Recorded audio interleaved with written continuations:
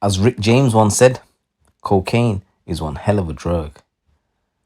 And I'm going to cover a story. Actually, I'll cover a couple of stories with regards to this drug, cocaine, coming onto the shores of the UK. The amount of coke that comes through is unbelievable. I mean, people on the outside must be thinking these guys must be swimming in their shit, the amount that's been brought into this country. Absolute madness. And, people think it's lucrative. And it might be for a short while, however, you'll always get gripped. Anyway, onto the story. And this first one, classic Chuckle Brothers style. So, absolute madness. And, people think it's lucrative. And it might be for a short while, however, you'll always get gripped. Anyway, onto the story. And this first one, classic Chuckle Brothers style. So, it was a night in June 2024, a cold night off the waters off the Suffolk coast, which bore witness to a smuggling operation gone disastrously wrong. Two men, driven by greed and desperation, attempted to ferry a colossal shipment of coke into the United Kingdom under a cover of darkness, but as their inflatable vessel cut through the English Channel, authorities were closing in. Within hours, their secret cargo had been exposed. Their frantic escape folded like a scene from a crime thriller. A high-speed boat chase, desperate leaps into the sea, and a manhunt through coastal villages. When the chaos subsided, £39 million worth of coke had been seized, and two men, Brucey Knowles, who's 56 from Norfolk, and Ferhat Gumrukoglu, who's 32, a Dutch national, were in custody. This week, justice caught up with them both, and they were sentenced at Ipswich Crown Court, their plans shattered and their futures sealed behind prison bars. All those thoughts of the riches and the glamorous lifestyle and all the whatever, all shattered and gone.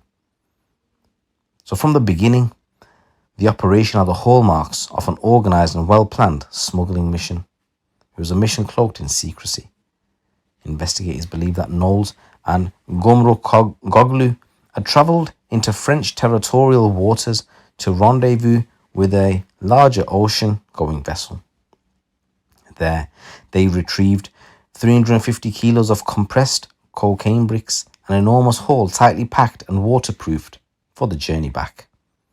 Their transport, a rigid-hulled inflatable boat, a vessel favoured by both search and rescue teams and smugglers alike for basically speed and manoeuvrability.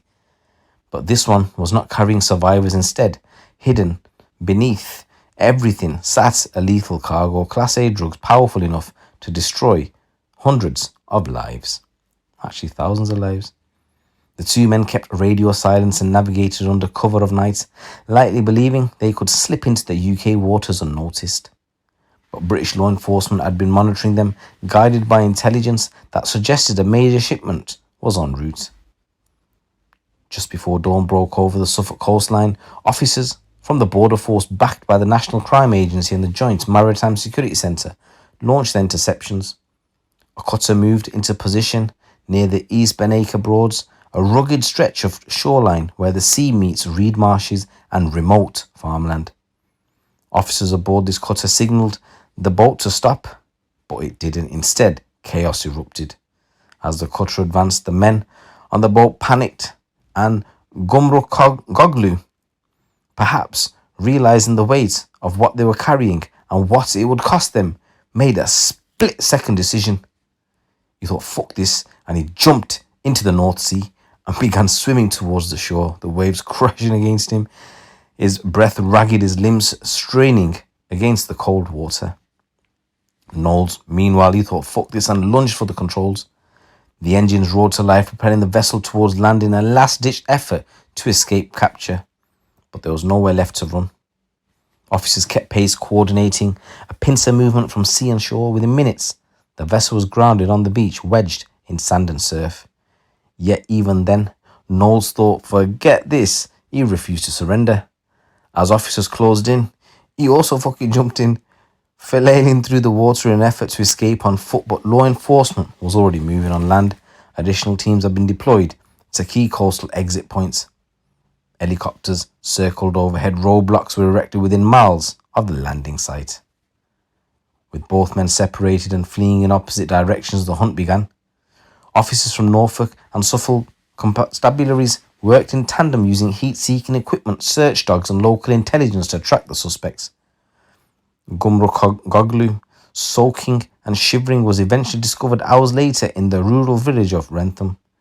He had tried to blend in with the community, walking the lanes and hedgerows as if he belonged there, but his clothes had drenched, his movements erratic, and his cover quickly crumbled. Knowles was arrested soon after, exhausted and cornered. The pursuit had lasted less than a day, but the consequences of their failed escape would echo for years. With both men in custody, attention turned back to the vessel. Towed to the Lowestoft harbour, the boat was secured and examined by NCA officers, and beneath the layers found what they'd been looking for. Packaged in compressed bricks and sealed in industrial-grade wrapping, the coke was stored in a hidden compartment within the boat's hull. Weighing in at 350 kilos, the stash represented one of the largest single sheaths in the region in recent memory. On the streets, the drugs would have generated over £39 million in profits that would have fueled additional violence and further organised crime.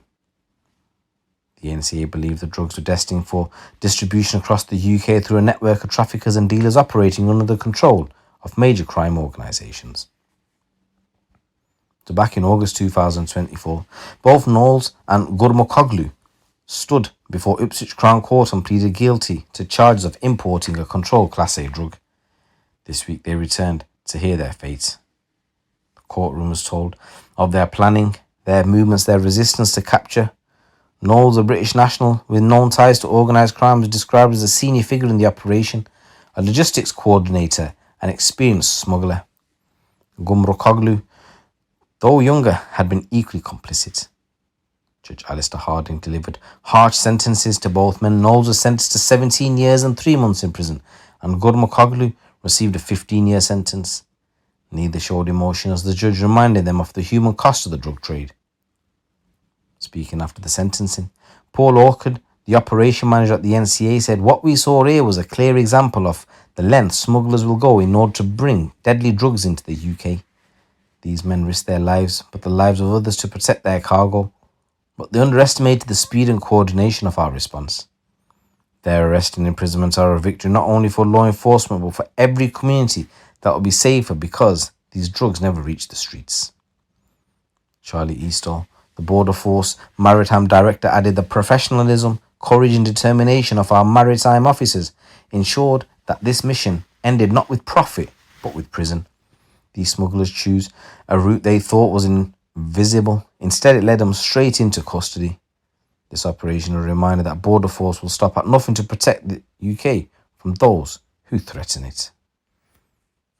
This tale of Bruce Knowles and Ferhat Gurmukoglu is more than just a criminal case. It's a stark reminder of the dark ambitions that fuel the global drug trade and the quiet strength that stands in its way. Their plan was bold, their escape attempt desperate, but they underestimated something more powerful than their speed, more determined than their fear, the tireless commitment of those who stand in front of the lines of justice. Officers investigating and working behind the scenes, the countless professionals across agencies who dedicated themselves to keeping the border secure and the community safe.